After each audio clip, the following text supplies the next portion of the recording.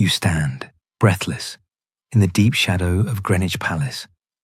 The sweltering July morning of 1588 melts the air around you. The air isn't just thick, it's viscous, almost palpable, saturated with an acrid cocktail of smells, the stale sweetness of unwashed bodies, the damp decay of rush mats that line the floors, and a sickly, suffocating wave of expensive perfumes with which the courtiers desperately try to mask something deeper, more repulsive. Through the massive, heavy wooden doors, a muffled rustle of silk reaches you, like the whisper of many dry leaves, and a soft, almost indistinguishable murmur of voices. Queen Elizabeth is receiving her subjects, and you feel the tension vibrate in the air. But the closer you approach, the more insistently another, more sinister odor penetrates this floral mask.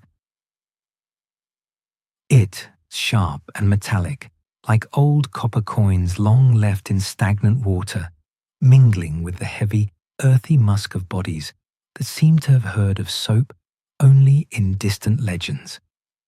The Virgin Queen, Gloriana herself, stands before you. She sits on her throne like a statue, in attire that seems woven from pure gold and shimmering pearls. Her face, unnaturally pale, is whitened like the first untouched snow. And then she smiles. The smile slowly spreads across her lips, revealing teeth, not pearly white, but the color of faded autumn leaves, as if time had left its indelible mark upon them. As she begins to speak, courtiers lean forward, but not solely out of reverence and respect. You see them subtly wince, for the further you are, the easier it is to bear her words, the less overwhelming their impact. This is she, the woman who crushed the Spanish Armada, the woman who ruled England for 45 years, holding it in her iron grip, hidden beneath a silken glove. But behind this magnificent, almost ethereal facade lay habits that would make you, a person from another time, shudder in horror. The truth about Elizabeth Tudor's personal hygiene unfolds before you like a grim catalogue of medieval nightmares, where each subsequent habit proves more repulsive than the last. But to truly understand why England's greatest queen lived such a life, you must first immerse yourself in the world she inhabited. It was a world where ordinary bathing was considered deadly, where medicine was more divination than science, and where even members of the royal family lived in conditions that today would leave you truly shocked and numb. Prepare for a revelation, the ritual of quarterly bathing. By the standards of her time, Elizabeth was, in essence, progressive. She allowed herself to bathe only once every 3 months, regardless of whether she felt the need for it or not. Her precise words, meticulously recorded by court scribes, were, "I bathe once every 3 months, whether I need it or not." Most of her subjects went without a full wash for months, even years. They genuinely believed that water, by penetrating the pores, made the body vulnerable to diseases and even to evil spirits that could enter the open flesh. And when Elizabeth did decide to undergo this ablution, it was no mere bath. It was a spectacle worthy of the grandest theatrical production. Servants, groaning under the weight, carried enormous, dully gleaming copper tubs directly into her private chambers. They were filled with water, heated to steam on gigantic kitchen hearths where the fire never died. But where did this water come from? It came straight from the Thames, a river that was already not merely polluted, but transformed into a sewer by the waste of London's rapidly growing population. This river water wasn't just brown. It was thick, murky, almost palpable with filth. with the decomposing bodies of dead animals, with industrial effluents that streamed from countless city workshops and tanneries. Soap. Not what we know, not silky foam, not a delicate scent. No, the available soap was torture, a coarse, greasy mass, a warm, sticky lump in the palm. The smell? Rancid lard mixed with acrid dust, fat rendered from pigs, from cattle, already beginning to sour, to give off a putrid smell. Ash, not clean, no, but collected from palace fireplaces, full of soot, tiny embers, crumbling remains of others' fires, and then lye, burning, corrosive. All of this mixed together. Imagine this mixture, this foulness, touching the skin. It didn't cleanse. It corroded. Like acid, it penetrated, burned, leaving red, inflamed marks. It washed away not only dirt, but the top layer of epidermis, too caustic to be a blessing, too available to be anything else. But 90 days. 90 days between ablutions. That's an eternity. Weeks stretched on, filling with something sticky. Elizabeth's body, alive, warm, breathing, slowly, inexorably accumulated layers. Sweat that saturated the silks, dry, dead skin that flaked off like invisible dust, and countless desperate attempts to conceal the inevitable. Powders, oils, fragrant waters that, mixing, created only a new, more complex, suffocating symphony. By the end of the 3-month cycle, when courtiers froze in anticipation of her appearance, they knew, long before the velvet hem of her gown flashed in the doorway, long before the click of her heels echoed in the gallery, long before her shadow fell upon the polished parquet. They felt it. The air thickened. The smell. It was first. It entered the room before the Queen, filling every corner, clinging to the drapes, to hair, to breath. The year 1579. Palace scrolls hold whispers. A French ambassador, a seasoned man, accustomed to luxury and its underbelly, writes to his king. Every word is not a complaint, but a cry from the soul. He describes the audience, the proximity to the throne. Oh, that proximity. He held a pomander, a small, intricately crafted ball, full of dry herbs, lavender, mint, rosemary. He pressed it to his nose with all his might, so that his knuckles turned white. But even through this barrier, the smell, it emanated from the royal person. Not just a smell, but a wave. Heavy, dense, it enveloped, suffocated, penetrated the lungs, filled the mouth. Close conversation became torture, a test of endurance.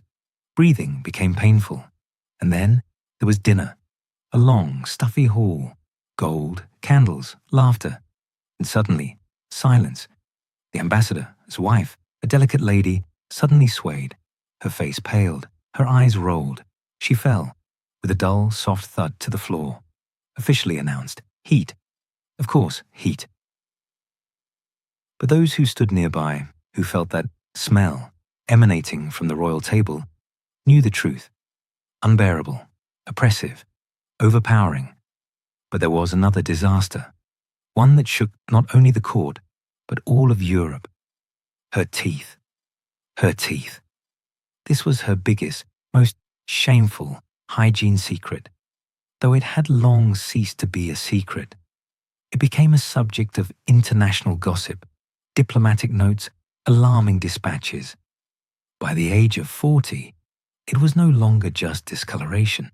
No, they were black, completely, utterly coal black from decay. When she smiled, it was not a sight, it was a shock.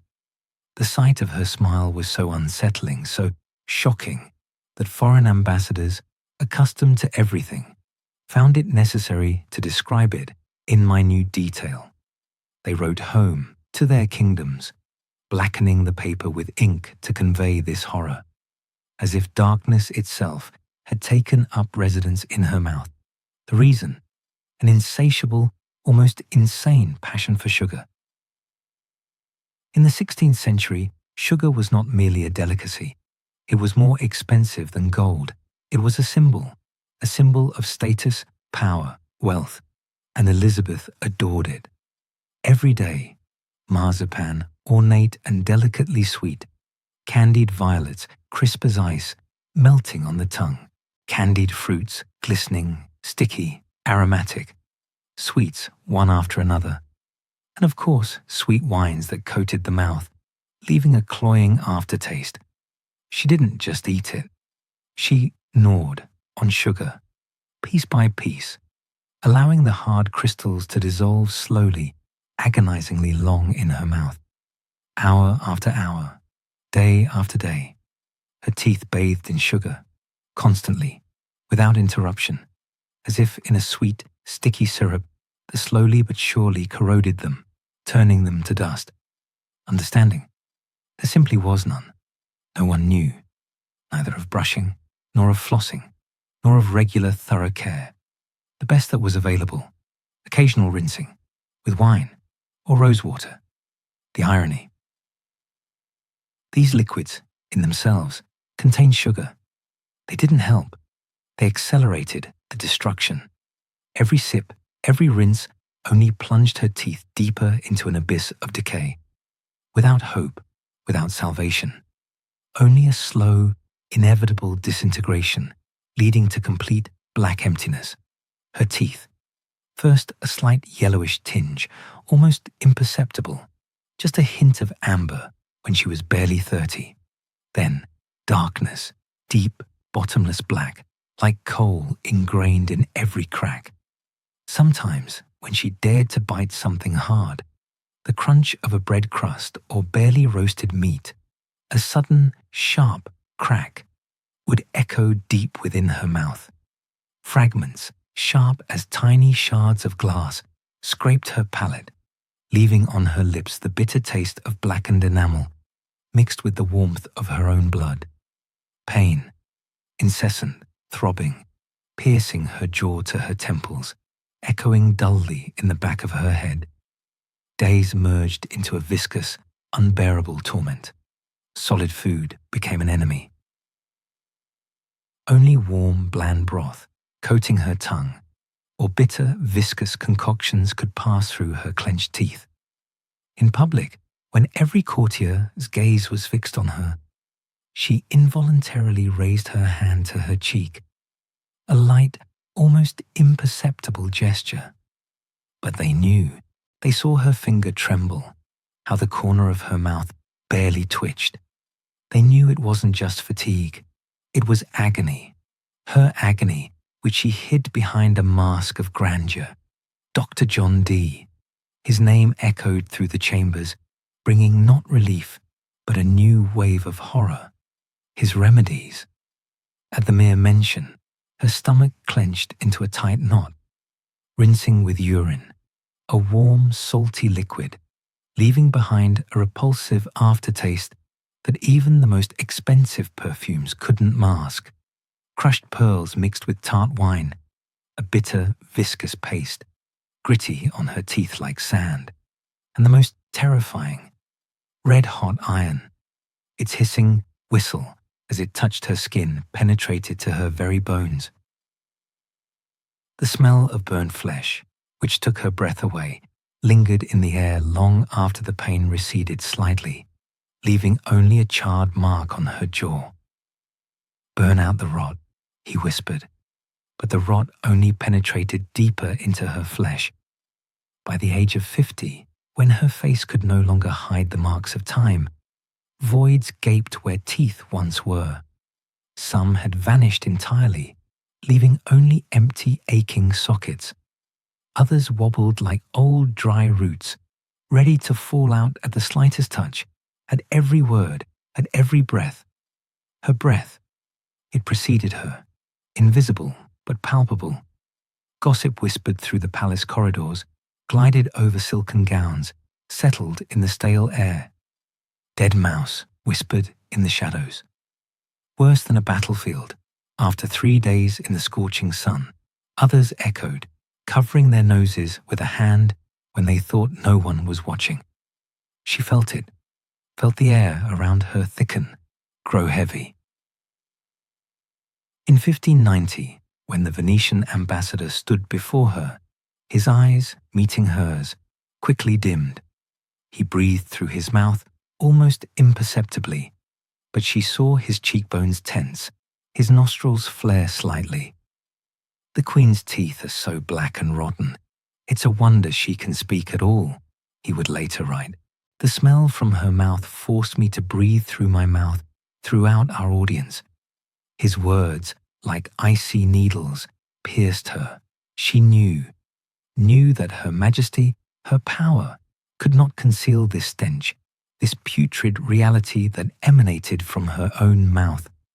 Wigs, the horror she wore on her head, her famous red locks, a symbol of youth and strength, were merely a deception, a phantom created by the skilled hands of her wig makers. After 30, her own hair, once lush and vibrant, began to thin. It fell out, strand by strand, leaving her scalp exposed and vulnerable. The culprit was her white face, her mask of majesty. Lead-based cosmetics, cold and heavy on her skin, day after day, year after year, poisoned her, and the countless remedies she rubbed into her scalp, hoping to restore what was lost, only accelerated the decline, turning her natural curls into sparse, lifeless strands. Each wig, designed to conceal this sad truth, itself became a source of nightmares. Heavy, stuffy, it pressed on her head, hiding not only her true age, but also unbearable filth. The hair for them.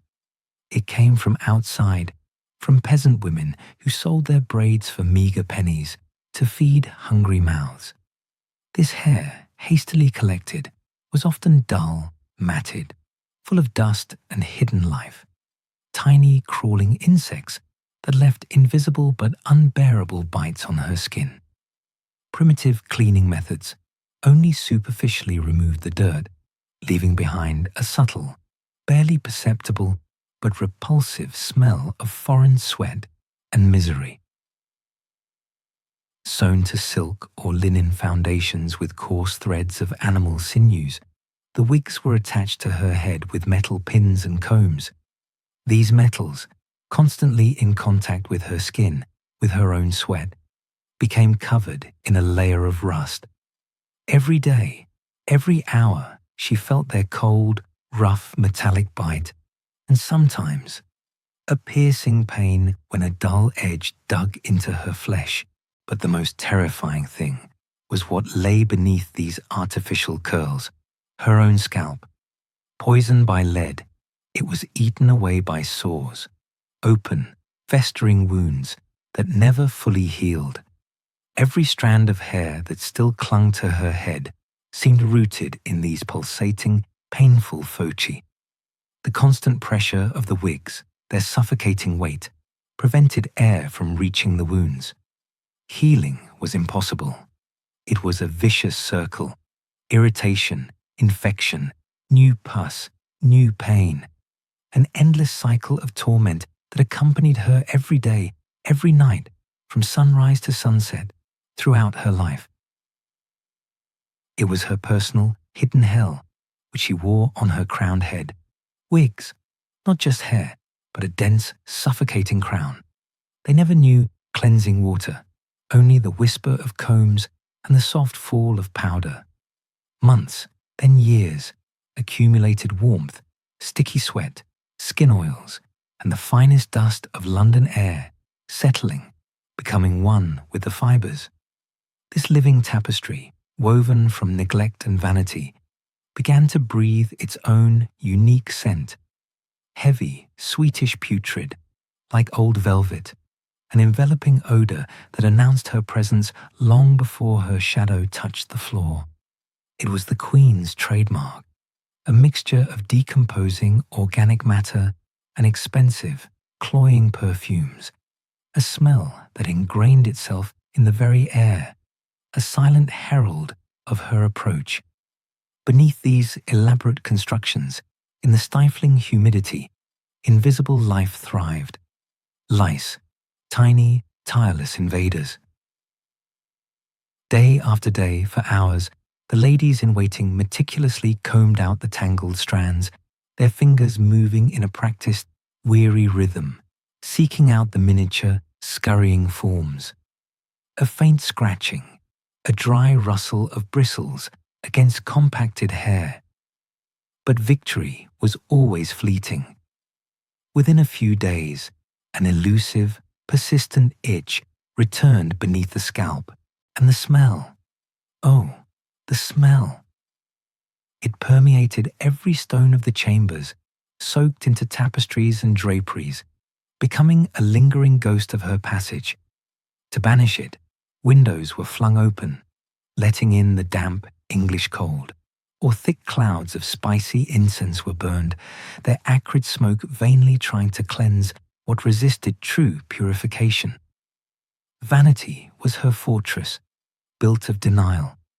She spoke of her magnificent, fiery red locks, her voice ringing with unwavering conviction, as if these elaborate powdered constructions on her head were invisible to everyone but herself. An illusion, carefully maintained. She seemed genuinely unaware that every glance, every whisper, every dispatch from a foreign envoy meticulously noted this artificial deception. They described her elaborate hairstyles in minute detail, their words often full of barely concealed amusement, a quiet, knowing chuckle, hidden behind polite bows. She lived in a gilded cage of self-deception, absolutely convinced of her own fabrication, a leaden prison. Each dawn began with a ritual of transformation, a slow, voluntary sacrifice to poison. Her famously ghostly pale skin, the very emblem of her majesty, was achieved by the daily application of ceruse, a chilling mixture of pure white lead and sharp, acrid vinegar. This treacherous blend, applied with soft animal hair brushes, layer by layer, slowly, inexorably, consumed her. It was a mask that cracked like old plaster, exposing the fragile humanity beneath. Lead, ground into almost invisible dust, was brought from the dark depths of Cornish mines, where men coughed their lives away in a toxic haze. Here, in her gilded chambers, it hung in the air, a shimmering, deadly mist, settling on velvet cushions, on polished oak, on her very skin. And the vinegar, sharp and acrid, born from soured wine, added its cruel sting. It was a catalyst, binding the lead to her flesh, burning, corroding, holding the poison tightly upon her. The application itself was a torturous ballet of stillness.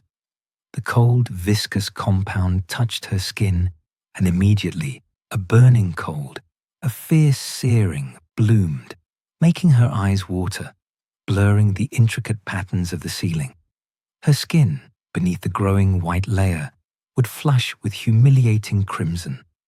For an hour, sometimes longer, she had to remain absolutely motionless, a living statue, unable to speak, to swallow, even to shift the weight of her own breath. Any tremor, any gesture risked shattering the fragile drying surface. When the ceruse hardened, it formed a beautiful yet monstrous shell, a flawless porcelain white surface, smooth and ethereal. But beneath this perfect facade, her own living, breathing skin was systematically, ruthlessly devoured. Throughout the long, demanding day, the mask betrayed her. A web of fine cracks appeared around her eyes, at the corners of her mouth, demanding constant, vigilant attention. A servant, always nearby, with a small pot of paste and a tiny brush, ready to mend the illusion. She never truly removed the layers, only applied new ones over old, creating a dense, suffocating shell of poison. And when, on rare occasions, a decision was made to cleanse, the hardened ceruse had to be scraped off. An ivory instrument, cool and smooth, pressed against the fragile surface, then slid, tearing, exposing the tender, raw flesh beneath. Thin threads of blood emerged, glistening, leaving angry purplish scratches, scars that, with the rising sun, would again be covered with a fresh, burning layer of the very same poison. Lead, like an invisible, slowly creeping death, permeated every vein, every fiber of her body. Fatigue was not just fatigue. It was a leaden weight, pressing on her eyelids, her limbs, chaining her to her bed. Thoughts, once clear, now blurred, slipped away like smoke, leaving behind only vague anxiety. Her mood swung wildly, from a furious roar to sudden, inexplicable melancholy. Her hair, once thick and red, now fell out, leaving ghastly clumps on her pillow. Her teeth, once strong, wobbled in her gums, darkened, covered in repulsive stains, and her mouth constantly held a sharp, metallic taste that she tried to suppress by drinking sweet, cloying wines. Beneath the layer of thick, white mask, which crumbled and flaked with every movement, Elizabeth's skin was a living nightmare. Sores, red and inflamed, covered her cheeks, mingling with scars from old wounds and extensive pigment spots that grew larger and darker year by year. Her lips, thin and pale, were painted with scarlet cochineal, ground beetles mixed with oils. In the hot palace air, this mixture turned rancid, exuding a putrid, sweetish smell that mingled with her own breath, becoming unbearable. She felt it constantly, this stench, clinging to her palate. Dresses, 3,000 dresses, each costing a fortune that exceeded the lifetime income of most people. The finest silk, velvet, brocade, embroidered with pearls, sparkling with precious stones. But this luxury was her curse. These magnificent garments were never washed, never cleaned. They were never allowed to rest. Their complex construction, multi-layered fabrics, fragile embroidery, and precious stones could not withstand harsh soap. Instead of washing, they were merely aired out, dusted with brushes, and then an attempt was made to suppress the ingrained stench by lavishly dousing them with perfumes. But no perfume could hide months, even years, of accumulated dirt, sweat, and body odor that had deeply permeated the fibers. Elizabeth wore each dress for days, even weeks. The fabrics, like sponges, absorbed every drop of sweat, every body odor, every bodily fluid. The expensive materials became living archives, constant records of her physiological functions, her illness, her ailments. The dressing process lasted for hours, requiring dozens of servants whose hands scurried around her, touching, pulling, tightening. First, a shift was put on her body, linen undergarments that rarely saw water. It yellowed, became stiff from ingrained sweat, scratching her skin. Over the shift, a corset. Whalebone and steel stays dug into her body, laced so tightly that every breath was difficult and digestion ceased. This corset, never washed, was a breeding ground for bacteria. Pressing against her skin, it smelled of old sweat, dampness, and something sour. The dresses chosen for public appearances were predominantly light colors: white, silver, pale gold. On them, any small stain became a catastrophe.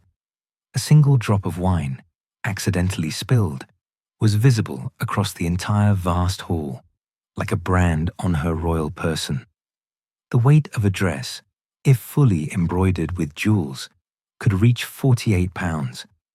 This weight, like a second skin, created a suffocating greenhouse effect, trapping heat and moisture, causing profuse, uncontrollable sweating.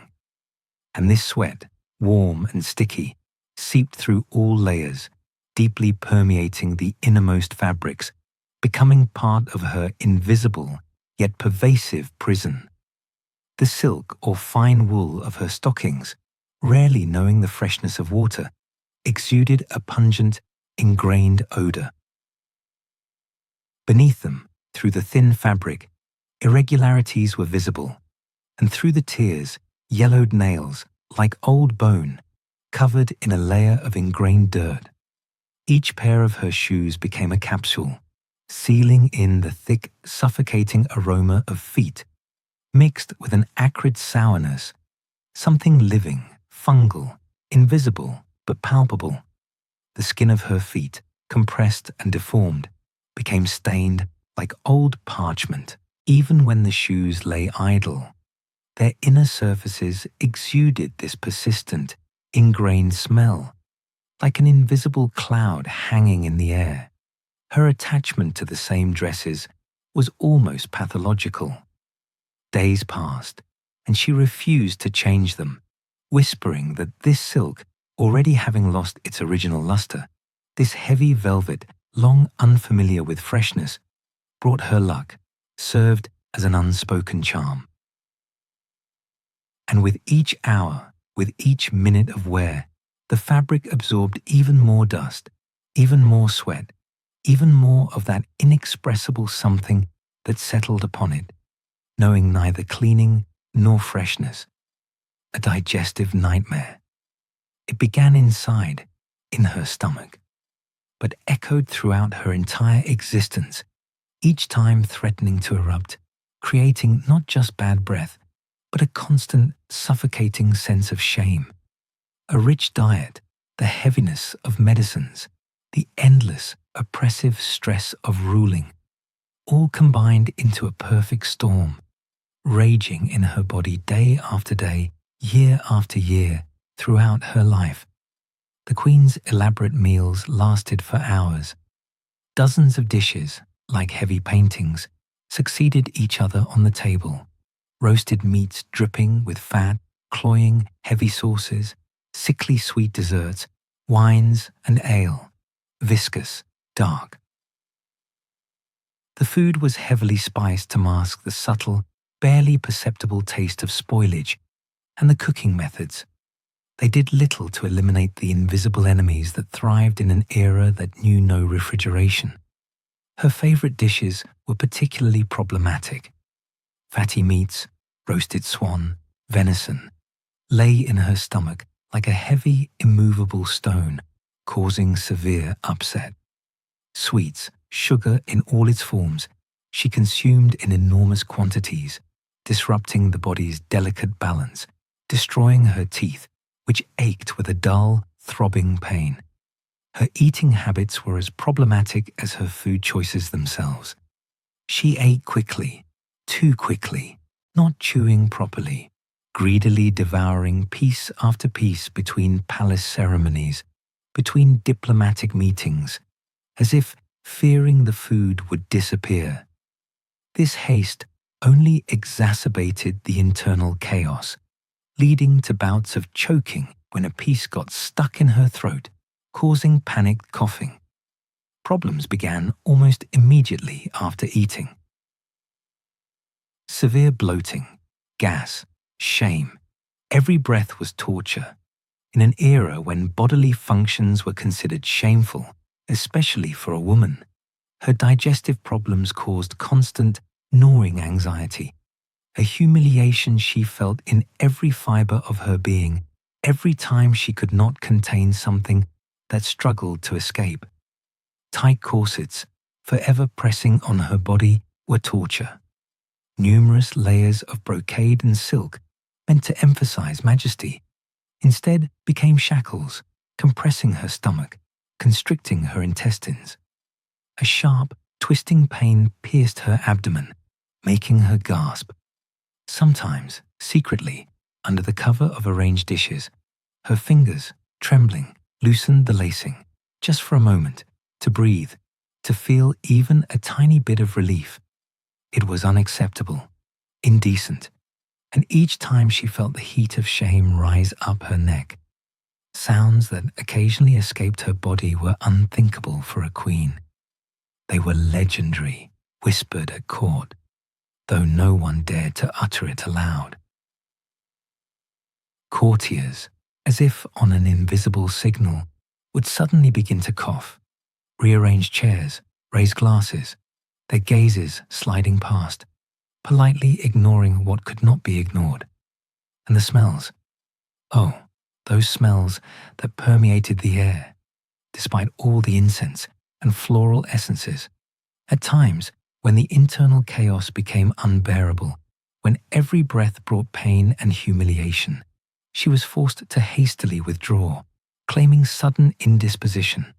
A lie, a bitter, shameful lie, concealing the true, far more humiliating reason.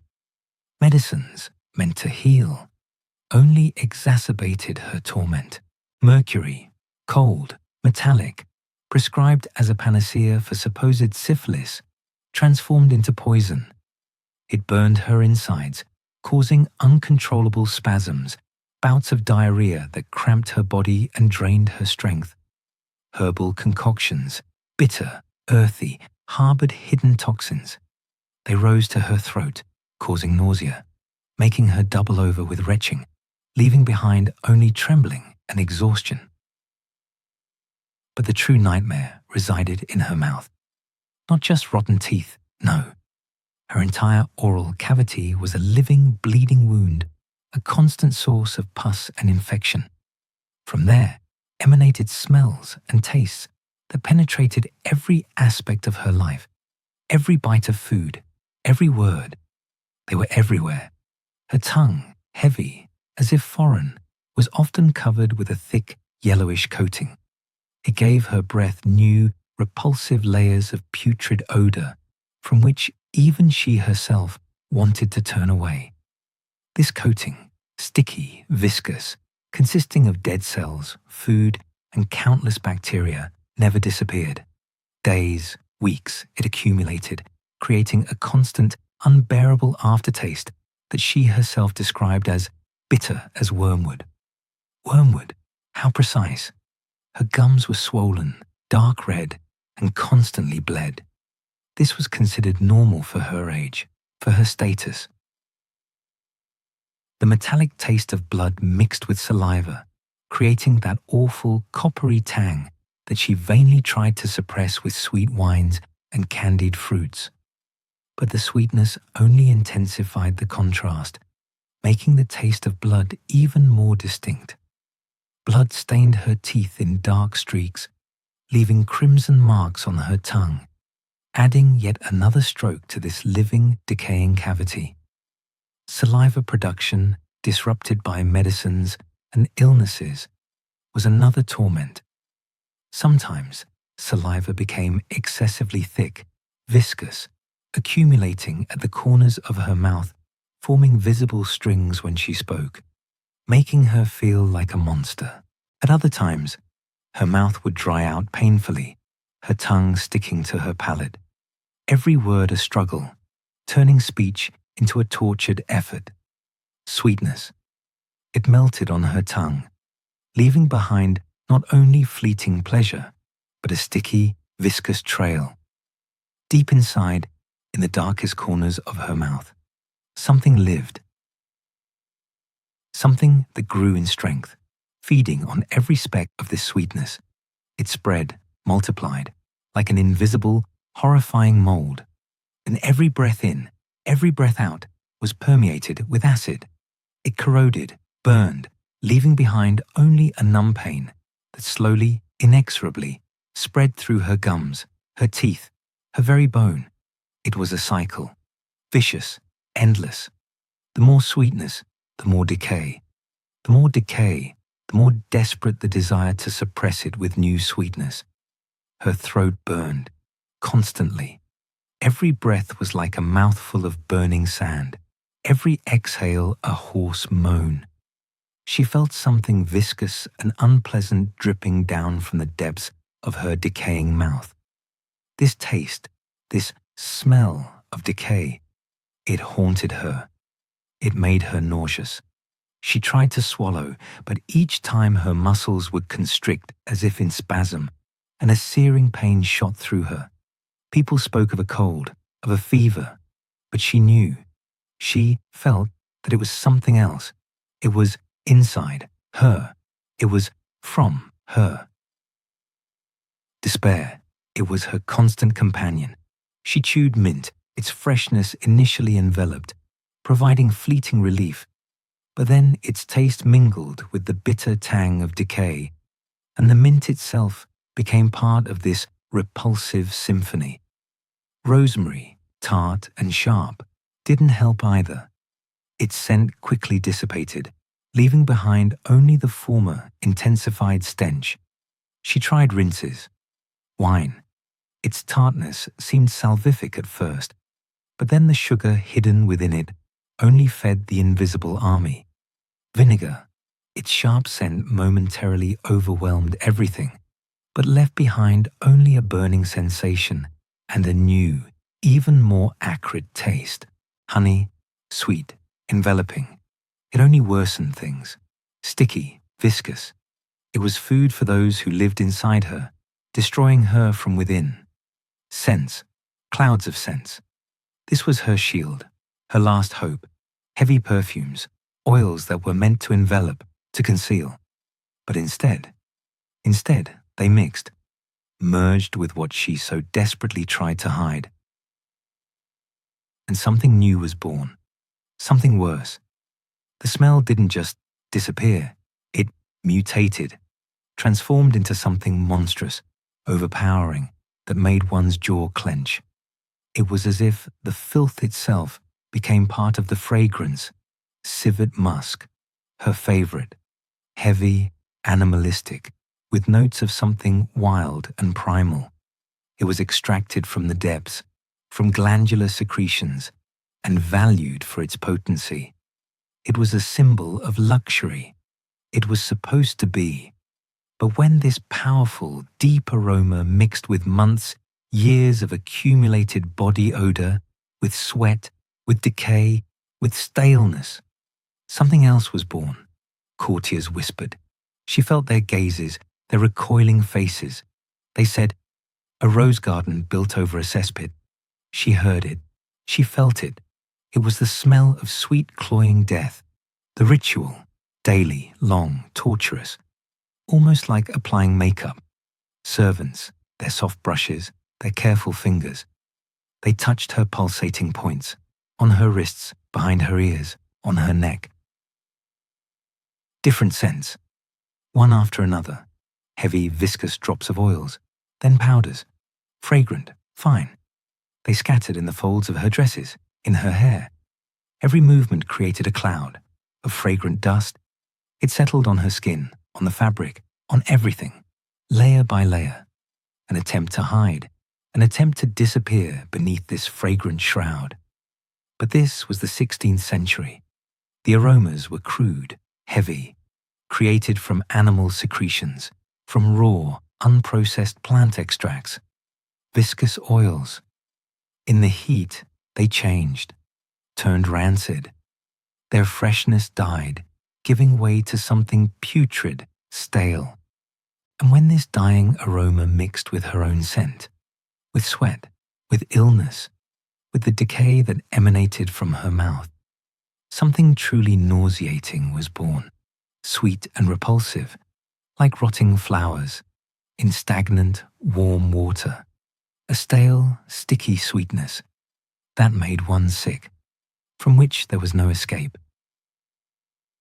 The air around Elizabeth was always dense, permeated with competing aromas that, like unseen clouds, followed her everywhere. The sweetness of roses battled with the spice of ambergris. The freshness of citrus fought the heaviness of musk.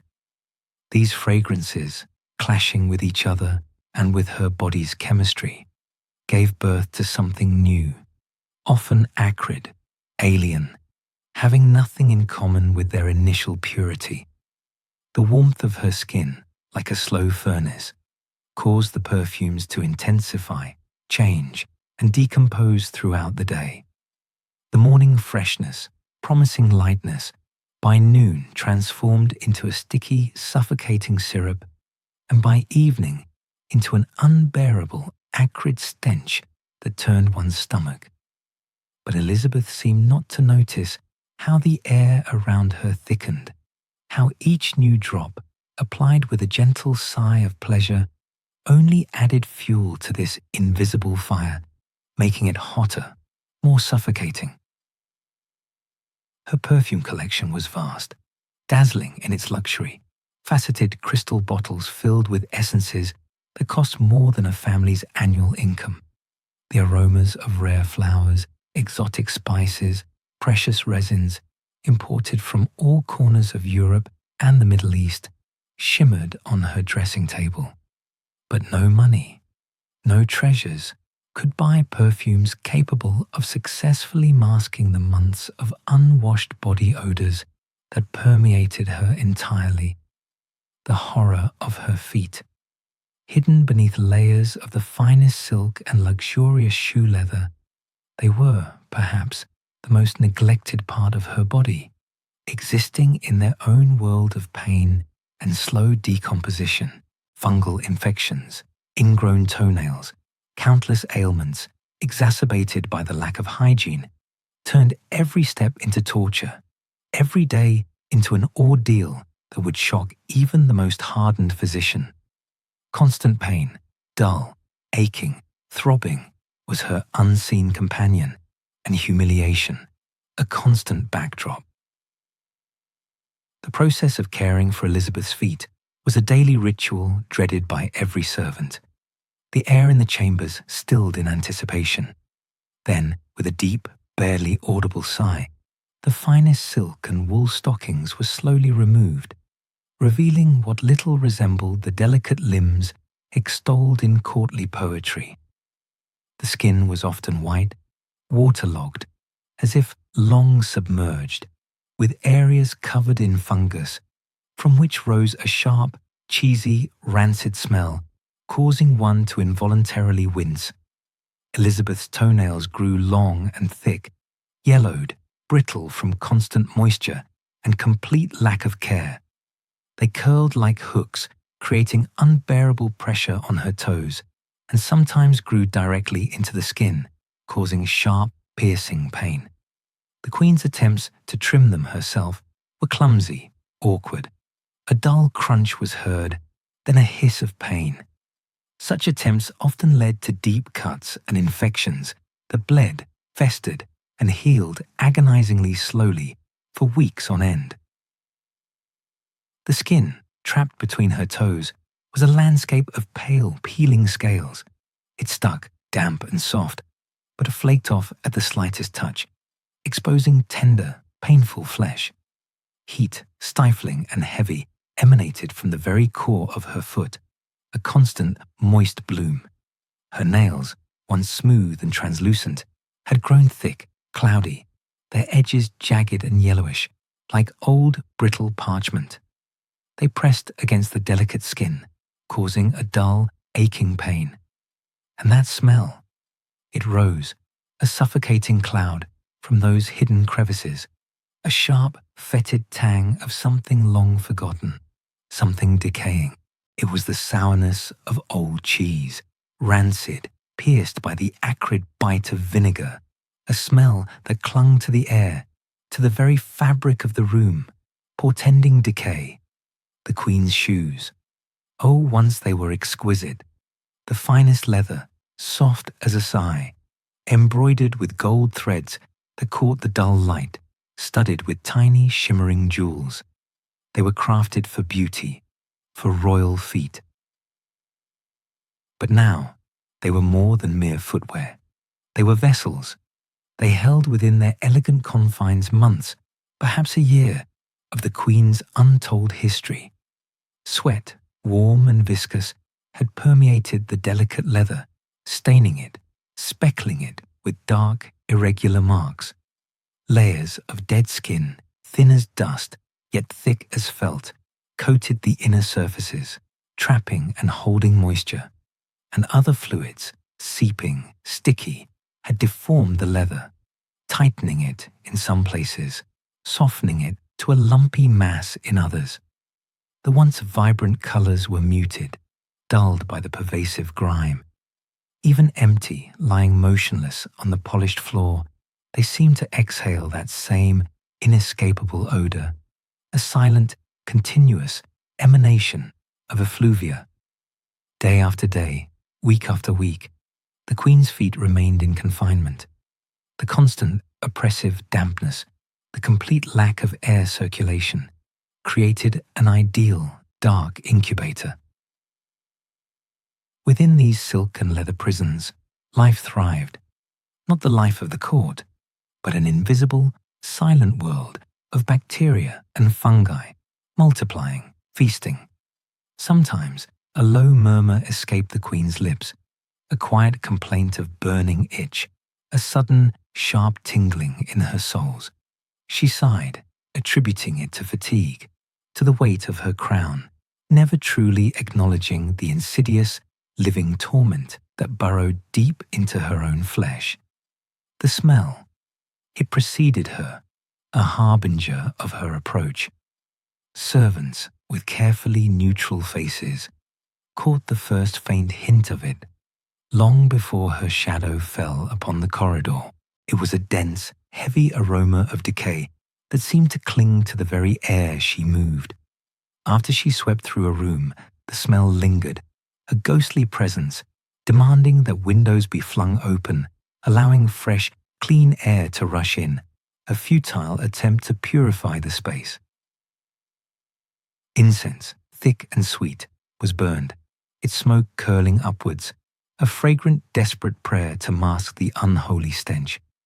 Even foreign envoys, standing rigidly before the throne, sometimes shifted uncomfortably, their brows furrowed, as a strange, indefinable odor seemed to rise from the very floor around the Queen, a baffling, disturbing miasma they could not comprehend. And the bedroom.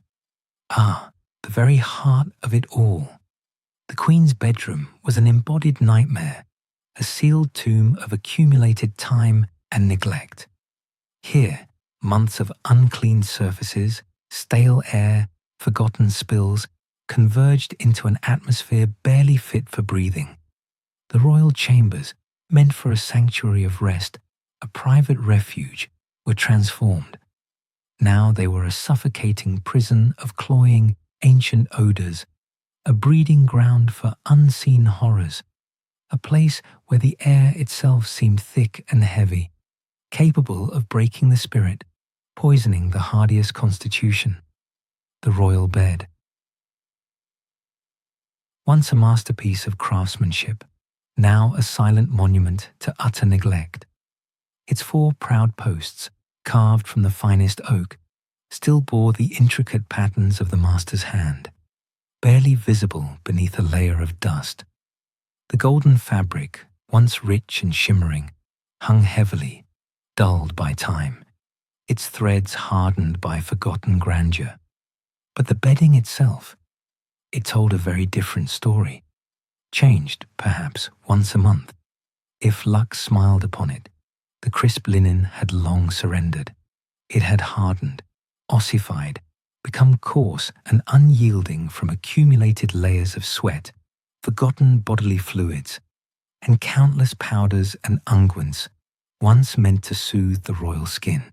The sheets, imported linen, the finest of all, once rustled like silk with every touch of the body.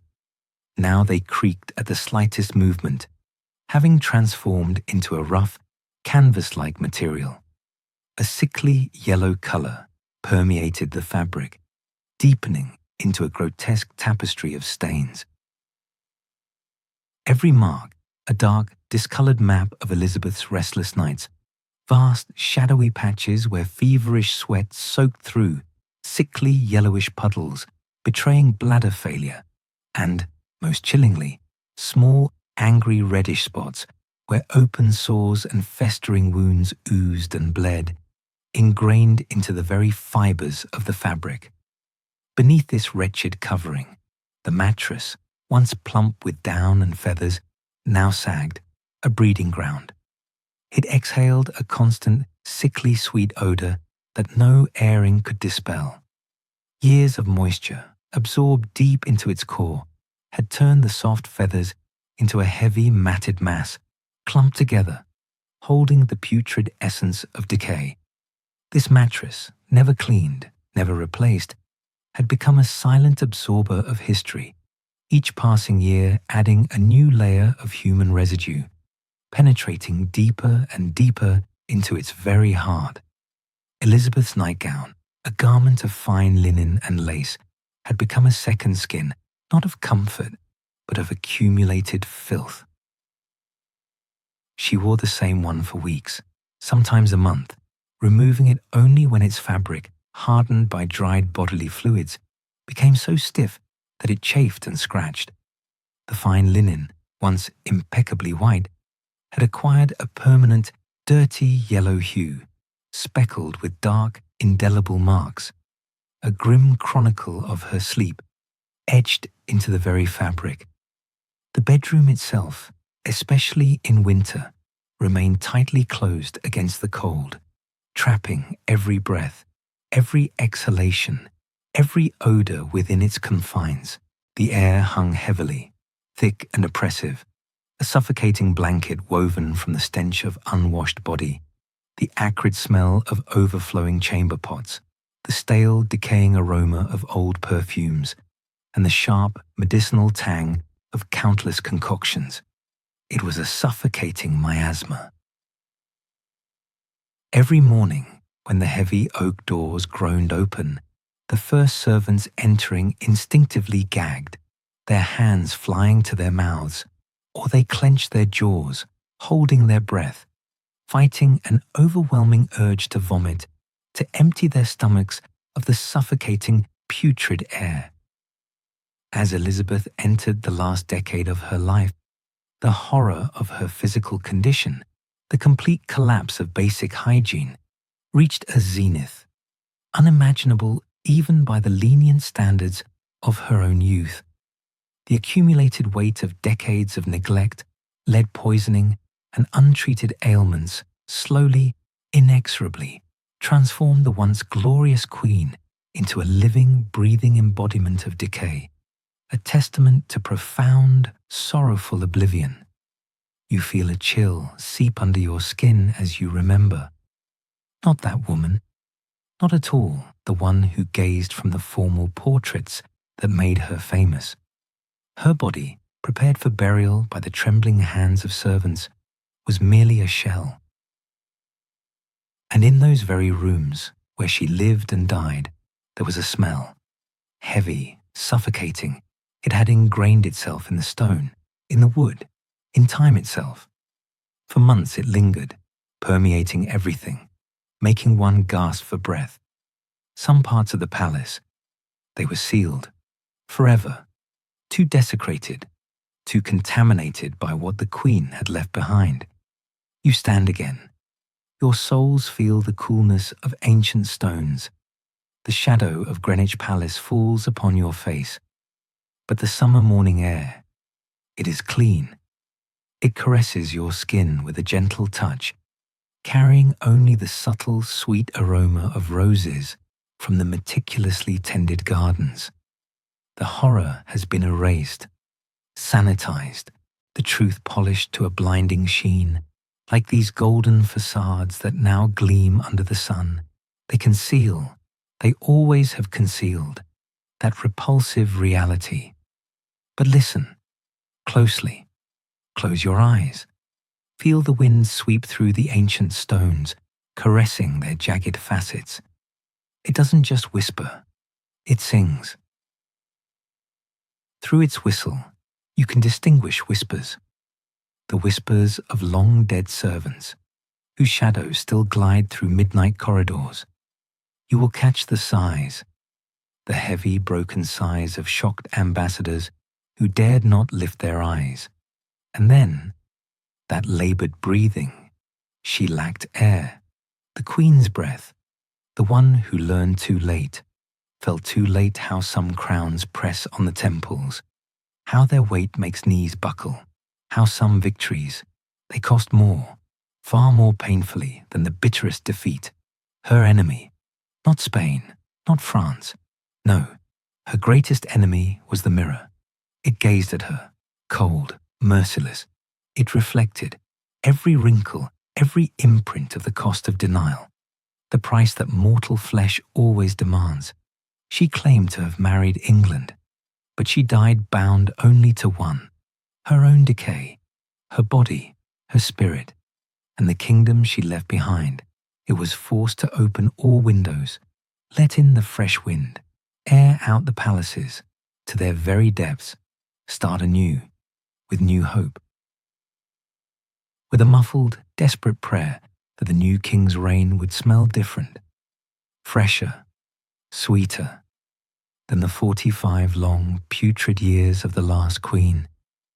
That smell, it still lingers in the air if you sniff closely. It doesn't let go.